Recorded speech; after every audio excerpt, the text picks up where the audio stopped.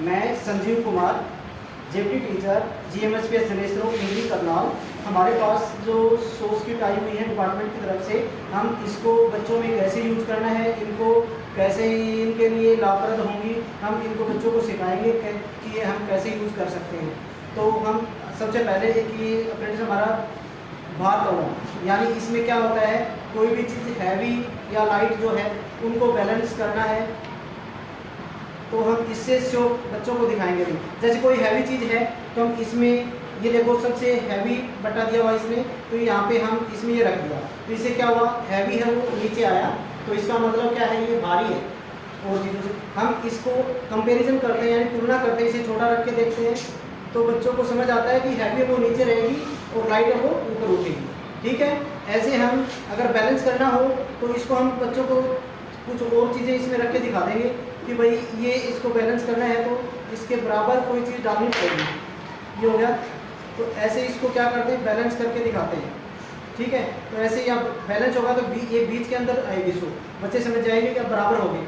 तो ये हम दो चीज़ों के बीच हम कंपेरिजन, यानी हैवी और लाइट कौन सी है।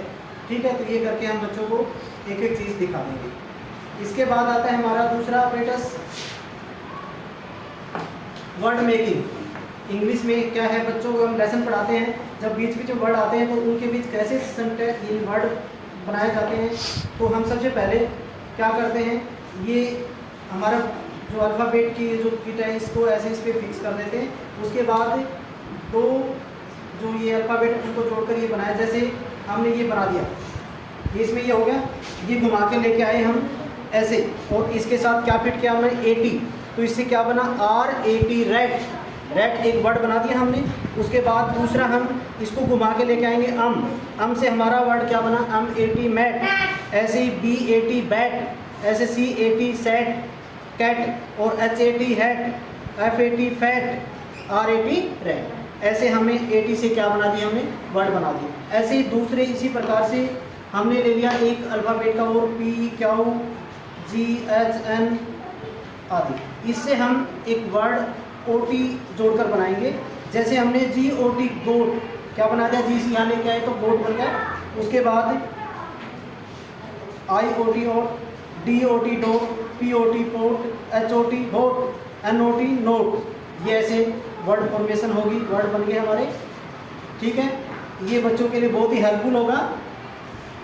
इसके बाद हम दूसरा स्टेज लेते हैं शेप्स का, जिसमें 2 डायमेंशन और 3 डायमेंशन शेप होती हैं, द्वि आकृति और त्रिआयामी आकृतियाँ। तो हम बच्चों को इससे दिखाएंगे, सिंपल इससे। ये आपको क्या दिखाई दे रहा है, वर्त। ठीक है, वर्त में क्या है, ये भार इसकी परिधि है, कैसी आकृति है, द्वि आयामी, 2 डायमेंशन जिसको कहेंगे। और बीच में एक पॉइंट होता है, क्या होता है बेटा, ये केंद्र बिंदु बोलते हैं, सेंटर पॉइंट। ठीक है, और भार वाले को क्या बोलते हैं, परिधि। क्या बोलते हैं, परिधि। और इस सेंटर पॉइंट से और इस परिधि की लाइन ये क्या कहलाती है, त्रिज्या, R। ठीक है, ऐसे ये तो 2 डायमेंशन है। ऐसे हम एक और ले लेते हैं, जैसे अकेला आपको ये दिखाई दे रहा है, ये आयत दिखाई दे रहा है ना, ये भी 2 डायमेंशन है। तो इसमें ये तो क्या हुई, इसकी लंबाई, और ये क्या हुई, चौड़ाई। ठीक है, 2 डायमेंशन की लंबाई, चौड़ाई, समझ गए। और इसके आमने सामने की भुजाएं कैसी होंगी, बराबर होंगी। ठीक है, इससे हम 3 डायमेंशन बनाएंगे। देखो, जैसे ये वृत्त, ये आयत है, इसको फोल्ड करके हम ऐसे बना दिए,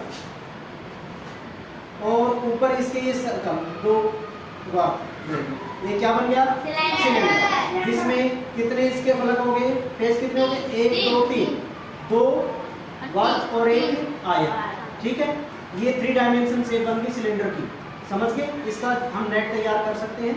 उसके बाद हमारे पास एक आता है, ये देखो कितने कितने फेस है, ये 1 2 3 4 5 6। इसको हम फोल्ड करके देखो, ऐसे क्या बनाएंगे,